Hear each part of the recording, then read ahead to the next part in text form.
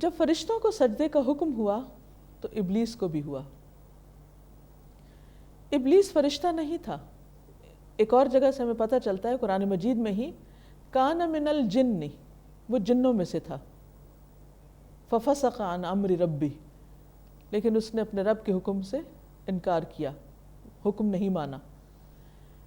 اب پھر یہ فرشتوں کے ساتھ کہاں سے آ گیا؟ کہا یہ جاتا ہے کہ ابلیس بہت عبادت گزار تھا، صاحب علم تھا، بہت کچھ جانتا تھا، لیکن اس کو ساتھ ہی اپنی عبادت کا کچھ زوم بھی تھا۔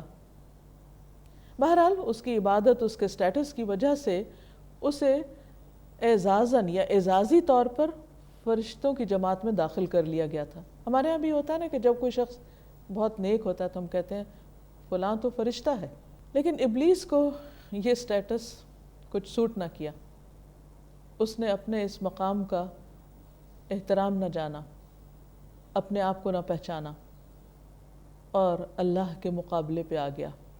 اس نے کیا کیا؟ جب سجدے کا حکم ملا اس کو بھی ابا واستکبر، انکار کر دیا اور تکبر بھی کیا، اپنے آپ کو بڑا سمجھا۔ یہ تھی شیطان کی پہلی غلطی، یعنی ابلیس کی پہلی خطا، کہ اس نے اللہ کے حکم کا انکار کیا اور پھر خود کو بڑی چیز سمجھا، یعنی تکبر۔ تکبر ایک ایسی برائی ہے کہ جو انسان کے لیے بھی سخت نقصان دہ ہے۔ حدیث میں آتا ہے کہ اگر کسی کے دل میں رائی کے دانے برابر بھی تکبر ہوگا تو وہ جنت میں نہیں جا سکے گا۔ تکبر ہے کیا چیز؟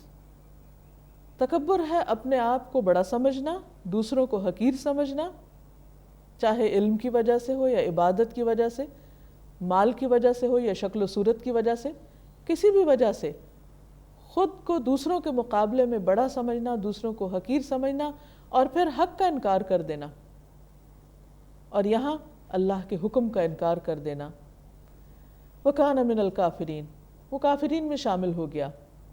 وَقُلْنَا يَا آدَمُ اسْكُنْ أَنْتَ وَزَوْجُكَ الْجَنَّةَ، ہم نے کہا آدم تم اور تمہاری بیوی اب جنت میں رہو۔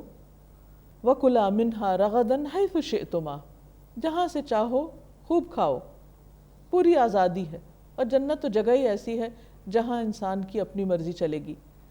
وَلَا تَقْرَبَا هَذِهِ الشَّجَرَةَ، لیکن وہاں ان کا ایک امتحان بھی ہوا کہ اس درخت کے قریب نہ جانا۔ فَتَكُونَا مِنَ الظَّالِمِينَ، تو تم دونوں ہی ظالموں میں شمار ہوگے اگر تم نے یہ بات نہ مانی، یعنی اللہ کے حکم کا انکار کیا۔ انہوں نے تہیہ کر لیا کہ اللہ کے حکم کی نافرمانی نہیں کریں گے، لیکن شیطان جو ان کا دشمن تھا، حاسد تھا، اس نے مختلف طریقوں سے انہیں پھسلا لیا، اپنے ارادے سے ہٹا دیا۔ فَأَزَلَّهُمُ الشَّيْطَانُ عَنْهَا، اس کی تفصیل سورۃ الاعراف میں ملتی ہے کہ کس طرح اس نے ان کے سامنے قسمیں کھائیں، ان کے دلوں میں وسوسے ڈالے، اور انہیں طرح طرح کے خوشنما باغ دکھائے، اور وہ کروا لیا جس سے اللہ نے ان کو روکا تھا۔ فَأَزَلَّهُمُ الشَّيْطَانُ عَنْهَا فَأَخْرَجَهُمَا مِمَّا كَانَا فِيهِ، اور جنت سے نکلوا دیا۔ وَقُلْنَا اهْبِطُوا بَعْضُكُمْ لِبَعْضٍ عَدُوٌّ، ہم نے کہا اترو یہاں سے چلے جاؤ، تم میں سے بعض کے دشمن ہوں گے، یعنی شیطان انسان کا، انسان شیطان کا، لیکن انسان بھی انسان کے، یعنی انسانوں کے درمیان بھی باہم قیامت تک اختلافات رہیں گے۔ وَلَكُمْ فِي الْأَرْضِ مُسْتَقَرٌّ وَمَتَاعٌ إِلَىٰ حِينٍ، زمین تمہارا ٹھکانہ ہے، وہاں ایک محدود مدت تک تمہیں رہنا ہے، فائدہ اٹھانا ہے۔ اب جب زمین پر اتارا گیا تو آدم علیہ السلام بہت پشیمان ہوئے اور اللہ سبحانہ وتعالیٰ سے معافی مانگنے لگے۔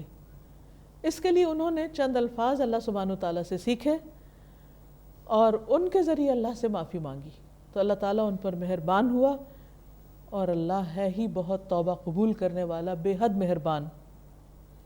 لیکن معافی ملنے کے بعد واپس جنت میں نہیں بھیجے گئے، زمین پر ہی رکھا گیا، کیونکہ وہ پیدا ہی زمین کے لیے کیے گئے تھے۔ قُلْنَا اهْبِطُوا مِنْهَا جَمِيعًا، ہم نے کہا کہ زمین پر اتر جاؤ سب کے سب، یعنی انسان بھی، ابلیس بھی، سبھی۔ فَإِمَّا يَأْتِيَنَّكُم مِّنِّي هُدًى، پھر اگر تمہارے پاس میری طرف سے کوئی ہدایت آئے، فَمَن تَبِعَ هُدَايَ، تو جو میری ہدایت کی پیروی کرے گا، جو میری بات مانے گا، فلا خوف علیہم ولا ہم یحزنون، تو ان پر نہ کوئی خوف ہوگا نہ وہ غمگین ہوں گے۔ تو اس سے پتہ چلتا ہے کہ خوف اور غم کا علاج اللہ کی ہدایت کی پیروی ہے، اور اس کے برعکس والذین کفروا وکذبوا بآیاتنا، وہ لوگ جنہوں نے کفر کیا اور ہماری آیات کا انکار کیا، اولئک اصحاب النار ہم فیہا خالدون، یہی لوگ آگ والے ہیں، وہ اس میں ہمیشہ رہیں گے۔ تو واضح کر کے بتا دیا گیا کہ اللہ کی رضا پانے کا طریقہ کیا ہے اور کون سا راستہ اللہ کی ناراضگی کا ہے۔ تو اللہ سبحانہ وتعالی ہمیں ایسی تمام باتوں سے بچائے کہ جس سے اس کا غضب لاحق ہوتا ہو۔ آپ سب کے لیے دعائیں اور نیک تمنائیں۔ السلام علیکم ورحمۃ اللہ وبرکاتہ۔